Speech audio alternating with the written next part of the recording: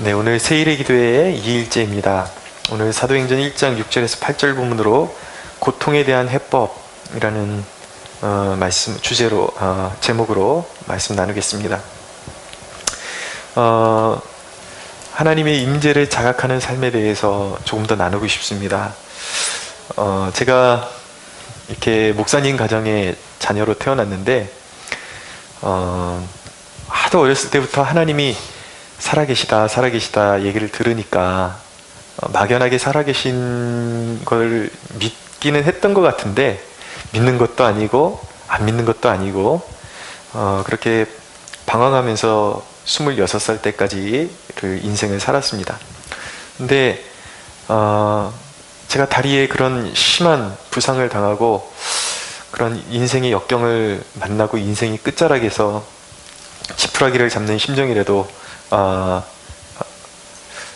지푸라기를 잡는 심령을 가지고 하나님을 찾기 시작했는데, 그 26의 그 기점에 이제 한 교회를 찾아서 예배에 참석하기 시작했는데, 놀랍게도 그때부터 제 삶 가운데 하나님의 임재가 느껴지기 시작했습니다. 예배를 들어갔는데, 이건 주관적인 경험입니다. 사람에 따라서 하나님의 임재를 어떻게 경험하는지는 차이가 있을 수 있습니다. 이건 제 주관적인 경험인데, 예배당에 들어갔는데 예배가 시작됐는데 마치 눈에 보이진 않지만 안개가 자욱한 것 같이 그렇게 뭔가 아주 정말 신령한 기운이라고 표현해야지 맞을 것 같아요. 그런 신령한 기운이 이렇게 안개처럼 자욱한 것 같은 느낌이 들고, 그리고 말씀을 듣고 기도를 하고 그러면 자꾸 이렇게 머리에 누가 안수해 주는 것 같은 그런 느낌이 들면서 아주 포근하게 제 마음이 따뜻해지는 것을 느끼고, 또 제 눈시울이 이렇게 촉촉하게 젖어들고, 그 이후로는 하나님이 살아계시다고 누가 이렇게 설득할 필요가 없었습니다. 하나님의 존재 자체가 제 삶으로 오셨기 때문에 그냥 믿어지는 거죠. 그러니까 하나님의 임재가 자각되기 시작하면서 제 인생에 여러 가지 변화가 왔습니다. 가장 급격하게 변화된 것이 뭐냐면, 설교가 그때부터 들려오기 시작하더라고요. 인생에 제일 재미없던 게 설교였는데, 그때 이후로는 목사님들 가운데 여러 목사님들이, 이제 제가 큰 교회에서 처음에 은혜를 받았기 때문에 여러 목사님들이 번갈아 가면서 설교를 하시는데, 어떤 목사님은 굉장히 그 유머를 갖추고 설교를 하시는 분들도 있고, 어떤 목사님은 지극히 학자적으로 굉장히 딱딱하게 설교를 하시는 분들도 있었는데, 근데 임재가 느껴지니까 딱딱하게 설교하는 것이 제게 아무런 문제가 되지를 않더라고요. 그렇게 설교가 귀에 쏙쏙 들어오고, 세상에 설교가 그렇게 재밌어질 줄은 몰랐습니다. 너무 재밌는 거예요. 그리고 기도하면 이상하게 감동이 오고요. 그 이후로부터는 제가 정말 어떤 행동을 하게 되면 저도 모르게 이런 행동, 이런 삶의 습관이 예수님께 기쁨이 될까? 이런 생각이 자꾸 들어오면서 정말 주님의 기쁨이 되고자 하는 의지가 제 마음 가운데 생겨나기 시작했습니다. 그리고 그 임재를 자각하는 순간부터 그 지루했던 예배가 너무 재밌어지는 거예요. 감동이 되고 자꾸 기대가 되고 더 교회 가고 싶고, 그런 은혜가 제게 임했습니다. 그 임재를 경험한 시점부터 그렇게 신앙생활에 놀라운 변화가 일어나더라는 것이죠. 이 임재는 우리에게 놀라운 어떤 전망을 선사해 줍니다. 제가 임재를 느끼기 시작하니까 이 눈에 보이는 게 전부인 줄 아는 그 세상 한복판에서 임재를 느낀다라는 것이 얼마나 놀라운 일인지요. 사람들은 저렇게 과학적인 세상이다, 너무 발전한 세상이다 그러면서, 그렇지만 눈에 보이는 게 전부인 줄 알고 살아가는데, 이 보잘것없는 예배당 이 강단에 무릎 꿇고 앉아서 홀로 기도하다 보면 하나님의 임재를 느끼게 되는 거죠. 경험하게 되는 거죠. 그러면 이 세상 한복판에서, 이 땅이 전부인 줄 알고 가는 이 세상의 한복판에서 주님의 거룩하심과 주님의 아름다우심을, 그 임재를 통해서 느끼게 되는 것이죠. 그리고 영원한 세상을 어렴풋이나마 그 임재 속에서 진정으로 우리가 맞이할 완성된 하나님의 나라의 그 찬란한 영광이 희미하게 느껴져 오는 거예요. 근데 그거 자체가 너무 찬란하고 영광스러워서, 야, 어떻게 이런 초월적인, 초자연적인 세상이 있는데도 불구하고 저렇게 눈멀고 아무것도 모르고 이 세상이 다인 줄 알고 살아가는 사람들을 생각하면 가슴이 메어져 오는 것입니다. 여러분, 임재의 감을 익히십시오. 여러분들 분명히 임재를 느낄 수 있습니다. 그리고 느끼고 계십니다. 여러분, 우리 예배 가운데 주님이 함께 계심을 믿으십시오. 그래서 여러분들도 그 분명히 느끼실 거예요. 어떤 예배, 늘 예배에 은혜가 있어야지 정상이지만, 어떤 예배 때 유난히 여러분들이 말씀에 감동을 받으시고 예배 때 어떤 찬양이나 기도를 통해서 오늘은 뭔가 달랐다 하는 그런 느낌 여러분들 주관적으로 가지실 때가 있을 거예요. 근데 보면은 그게 주관적인 느낌이 아니라, 여러분들 주위를 관찰해 보세요. 어느 특정한 날 내가 은혜 받았다 싶으면 주위 사람들도 막 반응하는 것이 좀 오늘 예사롭지 않다라는 것을 느낄 때가 있을 것입니다. 더 하나님께 반응하고 찬양이 뜨겁고 말씀에 더욱더 풍성한 은혜가 있고, 그럴 때 하나님이, 성령님이 더욱 강하게 임재해 주시는 순간이에요. 그러면 그때 그 은혜의 감각을 여러분들 꼭 기억하셔야 돼요. 그래서 수동적으로 이런 은혜가 그냥 어쩌다가 임하는 것이겠지가 아니라, 그 은혜의 감격을 여러분들 기억하시고 매 주마다 그 은혜의 감격을 기억하시면서 오늘도 그런 은혜가 있었으면 좋겠다라는 그러한 사모함을 가지고 나오셔야 되는 거예요.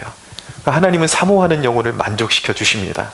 그래서 시편 107편 9절에 보면 그가 사모하는 영혼에게 만족을 주시며 줄인 영혼에게 좋은 것으로 채워주심이로다. 그래서 그 임재를 경험하고 그것을 갈망하게 되고, 그러면요 임재를 자각하는 의식이 점점 커지게 됩니다. 그러면서 더욱 하나님 앞에 집중하게 되면 그 임재가 우리 삶 가운데 더 뚜렷하게 나타나고, 이제 나아가서 예배 때만 그 임재를 느끼게 되는 것이 아니라, 정말이에요, 길을 걷다가도 하나님의 임재 속으로 들어갑니다. 그리고 밥하다가, 설거지하다가, 그리고 일상의 일을 하다가도 하나님의 임재를 경험하는 축복을 누리게 되는 것입니다. 자, 오늘 그런 임재에 대한 우리가 사모함을 가지고 오늘 말씀 본격적으로 살펴보기를 원하는데, 첫째는 이 사도행전을 나누는 내내 하나님 나라를 조망하는 것이 매우 중요함을 우리가 깨달아야 하는 것입니다. 우리가 사도행전을 나눌 때 이 포커스가 이제 앞으로 성령의 역사가 폭발적으로 일어나고, 사도들이 이제 제자들이 막 흩어져서 막 어떤 이는 순교까지 하고, 어떤 이는 이제 사도 바울은 로마까지 험난한 여정을 가게 되는데, 무엇을 위해서 그들이 그렇게 생명 걸고 저돌적으로 세상을 향해서 나가는가, 그 포커스 한순간도 잃어버리지 말아야 되는 것이 바로 하나님 나라인 것입니다. 하나님 나라와 하나님의 임재는 상호 연결되어 있습니다. 하나님의 임재는 하나님의 통치에 대한 갈망과 그 영혼을 사모하는 마음을 더욱 크게 만들어주기 때문입니다. 그래서 하나님의 임재를 체험하게 되면은, 예수님께서 말씀하셨잖아요. 나를 믿는 자는 죽어도 살 것이라고 말씀하셨습니다. 죽어도 살 것이다. 이 말씀이, 하나님의 임재를 우리가 이 땅 가운데서 체험하게 되면 하나님 나라를 우리가 경험하게 되고, 예수님이 말씀하신 나를 믿는 자는 죽어도 살 것이다 라는 말씀이 깊이 가슴속으로 와닿는 거예요. 자, 임재 속에서 그리스도인은 이 땅에 살지만 사실 이미 소속은 내가 하나님 나라에 발을 딛고 서 있다라는 것을 깨닫게 되는 것입니다. 임재를 통해서. 놀랍지 않아요, 여러분? 이거 정말 놀라운 거예요. 이 분주한 세상, 이 육신적인 세상에서 하나님의 임재를 느끼면서 나의 소속을 깨닫게 되는 것이죠. 내가 썩어가는 이 세상 속에 있지만 나의 진정한 소속은 영원한 곳에 발을 딛고 있다는 것을 깨닫는 순간이, 그래서 문득문득 다시 확인해 주시고 깨닫게 해주시는 순간이 바로 하나님의 임재를 느끼는 순간이에요. 그래서 여러분, 그 임재 속에서 내가 하나님 나라에 발을 딛고 있다는 것을 깨닫게 되면요, 죽음이라는 것이 내 존재에 어떤 영향도 미칠 수 없다는 사실을 알게 됩니다. 그것은 마치 이런 거예요. 내가 죽음이라는 것은 하나님의 임재를 경험하는 그리스도인의 삶 가운데 어떤 의미인가? 종이 한 장을 뛰어 넘어가는 거예요. 막연하게 가려져 있었는데 나는 이미 이 땅 가운데서 하나님 나라를 경험하고 있었어요. 근데 죽음이라는 것이 대단한 것이 아니라 우리의 눈을 잠깐 이렇게 영원한 세상으로 가는 그 길목을 잠깐 이렇게 막혀있던 그 길목을, 그 종이 한 장을 뚫고 들어가서 이제는 영원히 고통이 없고 완성된 하나님 나라로 들어가는 그 길목이 바로 죽음인 것이죠. 그러니까 우리는 이미 그리스도 안에서 죽음을 이겼고 죽음은 우리에게 아무것도 아닌 것을 깨달으시고 믿으시기 바랍니다. 그렇게 축복받은 사람이 우리예요. 하나님의 임재를 경험하는 것이 그렇게 놀라운 것이라고요. 그래서 여러분, 하나님의 임재를 경험하게 되면요, 이 찬양의 가사가 정말 가슴 깊이 이해가 됩니다. 초막이나 궁궐이나 그 어디나 하늘나라 라고 고백하잖아요. 진짜라니까요. 그러니까 우리가 눈에 보이는 실체에 초막도 우리의 실체가 아니고 궁궐도 우리의 실체가 아니에요. 그것은 우리의 가시적으로 보이는 잠깐 가리고 있는 것들 뿐인데, 우리의 실체는 우리의 발이 이미 영적으로 하나님 나라의 발을 딛고 서 있는 것이고, 우리는 하나님 나라를, 초막에서도 하나님 나라를 살아가는 사람들이고 궁궐에서도 하나님 나라를 살아가는 사람들이에요. 그렇기 때문에 초막에서도 위축되지 않아요. 그리스도인은 그게 전부가 아니기 때문에. 궁궐에서 우쭐대지 않아요. 왜냐하면 내가 거저 받은 은혜이기 때문에 우쭐대지 않습니다. 하나님 나라를 살아가는 거예요. 여러분, 이것이 제가 이론으로 터득하고 신학 서적을 읽고 터득하고 말씀드리는 것이 아니라, 이 개척교회 목사가 여기서 혼자, 정말 솔직히 말씀드리면 무너지고 그런 와중에 여기서 하나님의 임재를 느끼면서 하나님이 매 순간 깨닫게 해주시는 거예요. 환희야, 내가 너의 전부다. 내가 네 곁에 있다. 그러면서 그 마음이 막 세상 걱정과 염려로 막 눌려 있을 때에 하나님이 한번 싹 임재해 주시잖아요. 그러면 아이스크림이 녹듯이, 얼음이 녹듯이 그 마음이 싹 풀리면서 바로 내가 발을 딛고 서 있는 이 지하, 이 정말 요즘 또 쥐새끼 나오기 시작하더라고요. 쥐가 칙칙거리고 또 막 갉아먹기 시작하더라고요. 인간의 눈으로 보기에는 비참한 이곳이 바로 하나님의 영광으로 충만한 하나님 나라임을 깨닫게 되는 것입니다. 할렐루야. 그러니까 하나님의 임재를 경험하는 삶이 얼마나 복된 것인지요. 예수님은 공생애 동안에, 그리고 부활하시고 나서 40일간 하나님 나라를 말씀하셨습니다. 계속 반복해야 돼요. 그리스도인에게 하나님 나라는 내 소속을 말해주는 것입니다. 그리고 우리의 삶의 지향점이 되는 것이고 목적이 담겨 있는 것이 바로 하나님 나라예요. 첫사람 아담과 하와가 하나님 앞에 순종하는데 실패했기 때문에 에덴 동산에서 쫓겨났습니다. 그래서 죄로 인해서 인류는 질병과 재난과 고통과 사망과 저주의 땅에 살게 된 것입니다. 그러나 하나님은 이제 눈에 보이는 땅이 아닌 영적인 하나님 나라를 예비하시고, 그것은 고통이 없습니다. 다시는 눈물이 없습니다. 그런 나라를 예비하시고, 인간이 순종하는 데 실패했기 때문에 오직 예수 그리스도의 대속의 십자가를 통해서 하나님과 화목하며 하나님 나라를 유업으로 얻는 길을 우리에게 활짝 놓으신 것입니다. 아멘. 예, 얼마나 놀라운 길입니까?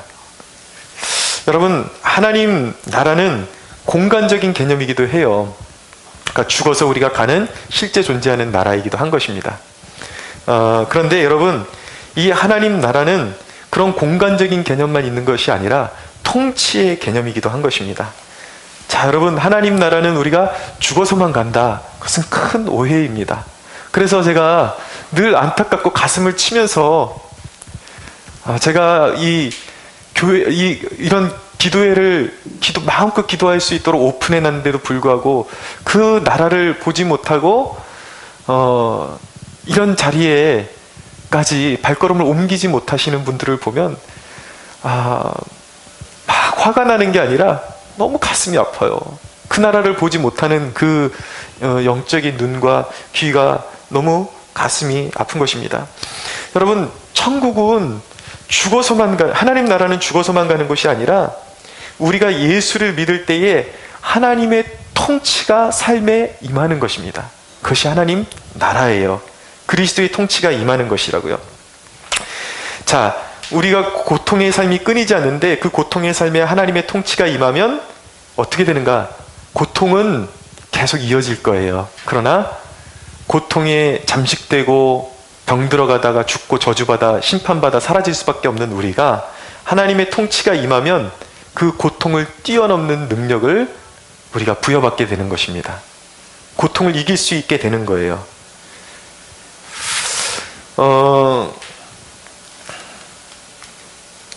여러분, 그 통치를 주님이 우리의 삶 가운데 개입하셔서 통치하신다고요.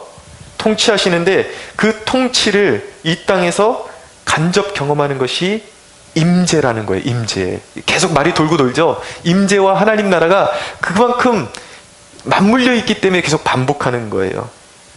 여러분, 왜 임재가 중요한가?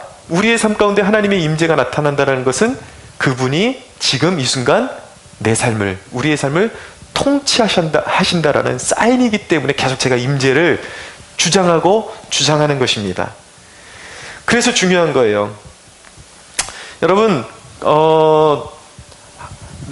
공간적인 하나님 나라, 천국은요, 죽으면, 예수 진짜 믿은 사람은 죽으면 그냥 가는 곳이 그 하나님 나라예요. 하나님 나라의 공간적인 개념. 하나님 나라는 죽으면 가는 거예요. 근데 통치의 영역은 좀 달라요. 하나님의 통치가, 그 하나님의 나라가 우리의 삶 가운데 엄습해 오려면 그냥 눈 뜨고 가만히 있으면 임하는 게 아니에요. 기도하고 부르짖고 그분의 통치를 열렬히 사모해야 그분의 통치가 임하는 것입니다. 믿으십시오. 자, 제가 여러분 그것을 증명하는 성경 구절을 여러분들 알기 쉽게 좀 읽어드리겠습니다. 시편 107편 23절에 30절인데 자, 들어보세요. 배들을 바다에 띄우며 큰 물에서 일하는 자는 여호와께서 행하신 일들과 그의 기이한 일들을 깊은 바다에서 보나니 여호와께서 명령하신즉 광풍이 일어나 바다 물결을 일으키는도다. 그들이 하늘로 솟구쳤다가 깊은 곳으로 내려가니, 우리의 인생을 얘기하는 거예요. 그리스도인의 인생. 하늘로 솟구쳤다가 땅으로 곤두박질 쳤다가 막 이런 파도가 엄습해 오지 않습니까? 그 위험 때문에 그들의 영혼이 녹는도다. 그들이 이리저리 구르며 취한 자같이 비틀거리니 그들의 모든 지각이 혼돈 속에 빠지는도다. 이에 그들이 그들의 고통 때문에 여호와께 부르짖음에 그가 그들의 고통에서 그들을 인도하여 내시고 광풍을 고요하게 하사 물결도 잔잔하게 하시는도다. 그들이 평온함으로 말미암아 기뻐하는 중에 여호와께서 그들이 바라는 항구로 인도하시는도다. 아멘.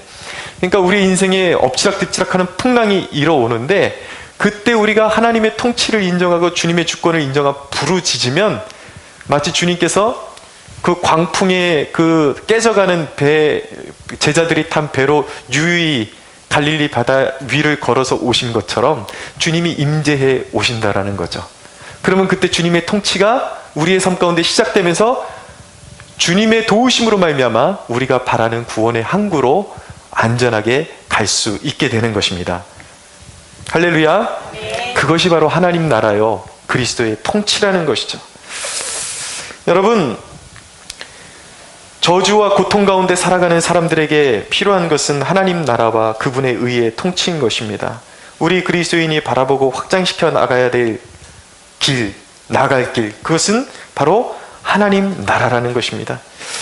여러분, 우리가 일하면서 일상을 살아가면서 불안해하고 짜증내고 있다면 여러분들이 일을 하면서 짜증내고 있고 두려워하고 있어요. 그리고 불안해하고 있어요. 그것은 여러분 주님의 통치를 거부하고 있는 상태인 것입니다. 일상에 적용하셔야 돼요. 그런데 여러분, 우리의 삶 가운데 이미 그리스도로 말미암아 하나님 나라가 우리 곁에 임해 있음을 믿으십시오.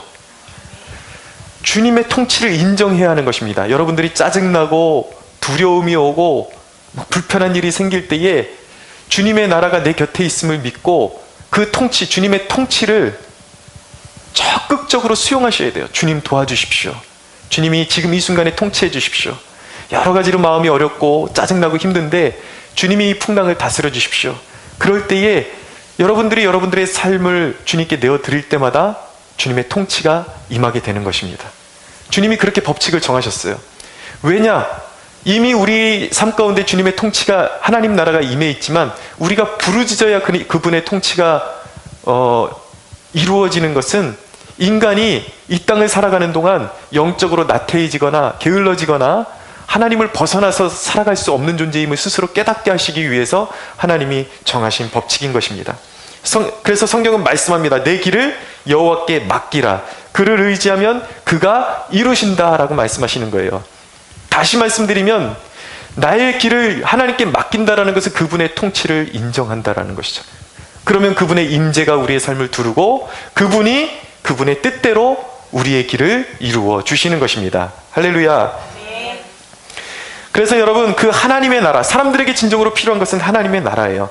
그리고 우리가 영원토록, 우리가 이 땅을 살아가는 동안 한평생 붙들고 지향해야 할 길이고 퍼뜨려야 할 대상이 바로 하나님 나라임을 꼭 기억하시기 바랍니다.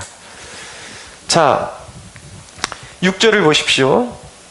한번 같이 읽어볼까요? 6절 시작. 그들이 모였을 때 예수께 여쭈어 이르되 주께서 이스라엘 나라를 회복하심이 이때니까 하니.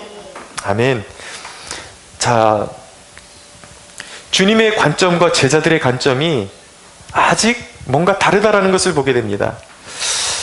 주님이 말씀하시는 하나님 나라에 대해서 제자들은 오순절 성령이 완전히 강림하시기 전까지는 여전히 오해가 있었던 거예요. 그들은 주님이 말씀하신 하나님 나라를 단순히 이스라엘 민족의 민족적인 해방으로 그렇게 알고 있었습니다. 이 당시의 그런 배경은 이스라엘 백성들이 로마의 식민지로서 압제당하고 있었기 때문에 언제 로마의 그런 그 압제로부터 우리가 자유해질 수 있습니까? 그러니까 정치적인 해방, 군사적인 해방, 이런 것들이 진정한 하나님 나라의 도래인 줄 오해하고 있었던 것이죠. 그러나 그들이 겪는 고통의 문제에 대해서 주님께서는 7절에 뭐라고 말씀하시는가? 7절을 함께 읽어보겠습니다. 시작. 이르시되 때와 시기는 아버지께서 자기의 권한에 두셨으니 너희가 알 바가 아니요. 아멘.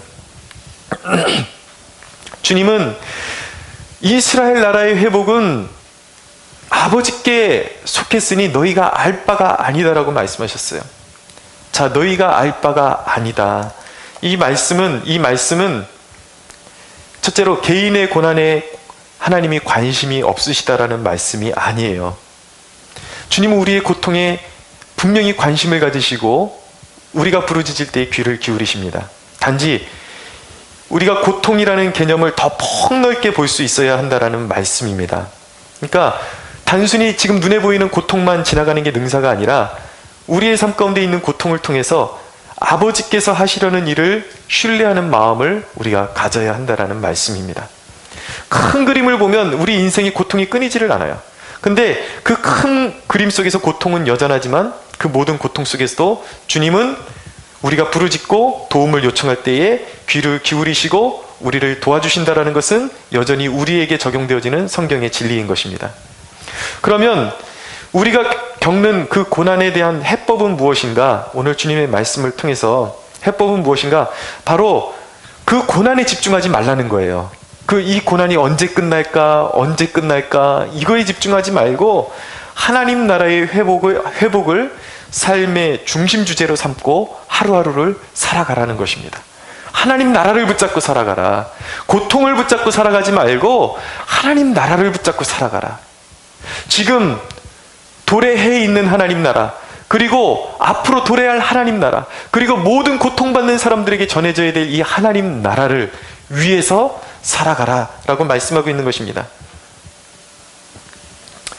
제자들의 오해는 주님이 죽음까지 이기셨으니까, 사망 권세 이기시고 부활하셨으니까 그 능력으로 이 로마의 억압자들을 혼내줘도 되지 않겠나, 그런 생각이 있었던 것입니다. 그러나 주님은 그런 힘의 논리로 회복되는 나라가 하나님 나라가 아니라는 것을 알려주시는 것입니다. 이런 거예요. 쉽게 말씀드리면 온 집이 망했으니까 이제 우리가 예수 믿고 구원 받았으니, 구원이 임했으니 우리 모두 우리 가정을 일으키기 위해서 모두 사업에 매진해서 우리 가정을 회복시키자. 이것은 하나님의 방법이 아니라는 것이죠. 그렇게 회복되어지는 나라가 하나님 나라가 아니라는 것입니다. 접근법이 달라야 된다라는 거예요. 그것이 아니라 이제 우리가 예수 그리스도를 영접했으므로 영적인 하나님의 통치, 바로 하나님의 나라가 우리 가정에서 시작되어 나의 이웃과 온 땅으로 퍼져나가도록 헌신하는 것이 바로 진정한 회복의 기름을 믿으라는 것입니다. 할렐루야. 네. 포커스를 바로 맞춰야 된다는 것입니다. 여러분들의 삶 가운데 하루를 살고 나니까 하루를 사셨어요? 그런데 이제 저녁이 돼서 하루를 점검해 보니까 돈 벌기 위해서 동분서주한 것 외에, 그리고 가정일 하다 보니까 빠듯해서 그냥 씩씩거리면서 하루를 산 것 외에 아무것도 없어요. 만약에 여러분들이 하루를 평가할 때 그렇게 살고 있다면 여러분들은 하나님 나라를 놓치고 있는 것입니다. 하나님 나라를 위해서 살고 있지 않은 것입니다. 여러분이 선 곳을 위해서 기도하지 않고 그 나라를 위해서 일상에서 말하고 행동하지 않았다면, 그리고 복음이 증거되어지는 길을 예비하지 않았다면 여러분들 자신의 삶을 산 것이지 여러분들은 일상에서 하나님 나라를 산 것이 아니라는 거예요. 근데 여러분, 하나님 나라는 미묘한 것입니다. 하나님 나라를 살아간다는 것은 여러분들에게 어떤 대단한 다른 일을 요구하는 것이 아니에요. 똑같이 먹고 사는 일상이지만, 예를 들어서 자녀를 양육할 때 예를 들어 보겠습니다. 우리가 일상을 살아가면 바쁜 일 때문에 밥 차려서 먹고 그냥 아이 이렇게 옷 갈아입히고 그러다 보니까 그냥 하루가 쑥 지나가는 거예요. 아무 생각 없이 그렇게 지나가요. 그건 나의 삶을 사는 것입니다. 하나님 나라를 살아간 것이 아니에요. 그러나 분명한 의식 속에 오늘도 이 자녀에게 그리스도의 마음이 심겨지기를 원하고 그리스도의 생명이 심겨지기를 원하고 이 자녀가 하나님 나라를 확장시켜 나가는 일꾼으로 성장하기를 원한다라는 분명한 의식을 가지고 살아갈 때에 이제 아이에게 밥을 먹여요. 그리고 아이에게 옷을 갈아입히고 책을 읽어주는데, 그냥 일상 같으면은 무의식 중에 그냥 아무 책이나 읽어주고 말 텐데, 똑같은 시간을 투자하면서도 이 아이에게 하나님 나라를 심어주기 위해서 성경의 일부분을 읽어주거나 하나님에 관한 그 어떤 것을 이야기해주고, 이런 분명한 하나님 나라의 의식을 가지고 우리가 먹고 마시고 자녀를 양육하고 이웃을 만나는 것, 이것이 바로 우리의 삶 가운데 하나님 나라가 확장되어져 가는 틀이 되는 것이고 하나님 나라가 임재하는 조건이 되는 것입니다. 그렇게 살아가라는 거예요. 하루를 살고 나니까 내가 뭐 때문에 살았지? 내가 왜 살았지? 내가 왜 하루하루 이렇게 늘 그냥 똑같은 일을 반복하면서 아무런 그런 영양가 없는 일들을 이렇게 살아가고 있는가? 그것이 아니라 여러분들의 인식 속에 내가 하나님 나라를 위해서 하루를 살아가고 있다는 분명한 의식을 가지고 살아가라는 것입니다. 하실 수 있겠죠? 할렐루야. 네, 그렇게 살아가라는 것입니다. 이제는 그런 정체성을 분명히, 나는 하나님 나라를 위해 존재하는 사람이라는 것을, 그 정체성을 분명히 깨닫고 하루하루를 살아가야 하는 것입니다. 오늘날 교회 안에 세속주의가 많이 파고 들어왔습니다. 그래서 정치적인 그런 논리로 힘과 그리고 서로를 비방하는 것으로 세상을 바꾸려는 그런 움직임이 교회 안에도 물밀듯이 들어오고 있습니다. 물론 정치도 그리스도인이 해야 합니다. 정치에도 깊은 영향을 끼치는 일도, 정치를 통해서 깊은 영향력을 끼치는 일도 누군가는 해야 되겠죠. 그러나 차원이 이것은 다른 이야기인 것입니다. 그러나 근본 하나님의 나라는 복음 전도를 통해서 한 영혼이 변화받을 때의 그 영혼과 인격과 가치의 변화를 통해서 퍼져나가는 것이 바로 하나님 나라인 것입니다. 어떤 정치의 힘, 어떤 인간적인 권력, 그런 것으로 퍼져나가신 것이 아니에요. 복음 전파를 통해서 하나님 나라는 한 사람의 인격이 변화되고 그 삶의 가치가 변화되면서 하나님 나라는 퍼져나가는 것입니다. 나아가 그리스도인은 국가적으로도 하나님의 통치가 임하도록 노력해야 하는데, 그것은 폭력을 휘두르고 비방을 일삼는 일을 통해서가 아니라 성령이 역사하시도록 성도들이 깨어서 기도하며 자신의 처소에서 하나님 앞에 겸비한 미랄의 사명을 감당할 때에 하나님의 나라는 확장되어져 가는 것입니다. 여러분, 가끔 예수님께서 성전에서 이렇게 채찍을 휘두르신 장면을 내세우면서 폭력을 정당화하려는 사람들이 있지만, 그래서 쇠파이프를 휘두르고 폭력이 난무한 그러한 그런 일들을 자행하는 그리스도인들도 있지만 그것은 종교인들을 향한 하나님의 심판의 상징인 것이지 결코 폭력을 정당화하는 것은 아니라는 것을 우리가 깨달아야 하는 것입니다. 주님은 분명히 요한복음에 내 나라는 이 땅에 속한 것이 아니다, 이 세상에 속한 것이 아니다 라고 말씀하셨어요. 이 세상의 논리로, 세상의 힘으로 하나님의 나라가 확장되어져 가는 것이 아니에요. 세상이 변화되는 것이 아니라는 것입니다. 세상을 치유하는 방법은 힘의 논리로 치유하는 것이 아니라 하나님의 통치를 우리가 수용하고 받아들일 때에, 그리고 하나님을 모르는 사람들에게 예수 그리스도를 증거함으로 그 사람의 삶 가운데 하나님의 통치가 임하도록 우리가 도와주고 그들과 함께함으로써 하나님의 나라는 확장되어져 가고 세상은 치유되어져 간다라는 것입니다. 세상을 치유하는 방법은 그러니까 하나님 나라를 그들에게 선물해 주는 거예요. 복음을 증거해 주는 것입니다. 할렐루야. 하나님의 나라는 힘이 아니요, 세상의 논리가 아니요, 오직 그리스도인들의 낮아짐과, 오늘 말씀의 결론이 무엇이냐면 오직 성령의 능력을 통해서, 8절 한번 같이 읽어볼까요? 8절 시작. 오직 성령이 너희에게 임하시면 너희가 권능을 받고 예루살렘과 온 유대와 사마리아와 땅끝까지 이르러 내 증인이 되리라 하시니라. 아멘. 오직 성령의 능력을 통해서 하나님의 나라는 확장되어져 가는 것입니다. 저와 여러분들의 삶 가운데 성령의 능력이 회복되어지는 축복이 있게 되기를 바랍니다. 오늘도 우리는 이 증인으로서의 삶을 살아갈 수 있도록 성령의 능력을 구해야 하는 것입니다. 우리가 왜 모이는가?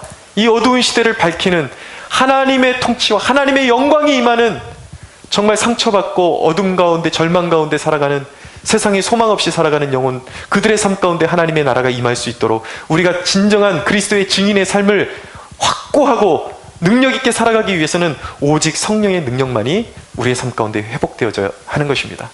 이 21일 동안에, 정말 이 세일의 기간 동안에 성령의 능력이 충만하게 임하고 우리의 잃어버린 그런 열정과 하나님을 향한 헌신이 회복되어지는 놀라운 축복이 있게 되기를 주 예수의 이름으로 소원합니다.